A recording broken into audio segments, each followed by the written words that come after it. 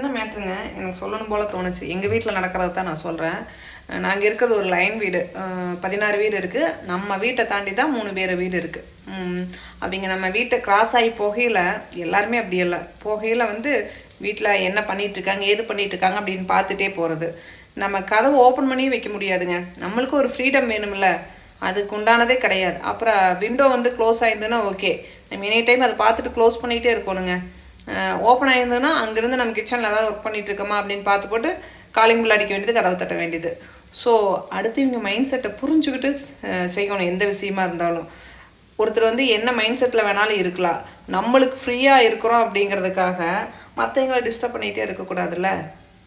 நம்ம any time free தான், அதுக்காக வந்து நம்ம அடுத்தவங்க வீட்டில் போய் வந்துட்டு பேசிகிட்டு இருந்தால் அவங்க ஏதோ ஒரு டைம் ஏதோ ஒரு பண்ணுவாங்க, ஒர்க் இருக்கும், சம்திங் ஏதாவது ஃபீலிங்கில் இருப்பாங்க, ஏதோ எது வேணாலும் இருக்கலாம். ஸோ அந்த டைமில் போய் அவங்கள டிஸ்டர்ப் பண்ணிகிட்டு இருக்கக்கூடாதுல்ல. தயவு செஞ்சு இந்த மாதிரி ஹேபிட்க்கு இது உங்களுக்கு இருந்துச்சுன்னா, இந்த மாதிரி பழக்கங்கள் இருந்துச்சுன்னா மாற்றிக்கிங்க. அடுத்தவங்க வந்து மைண்ட் செட்டை புரிஞ்சுக்கிட்டு நீங்கள் நடந்துக்குங்க.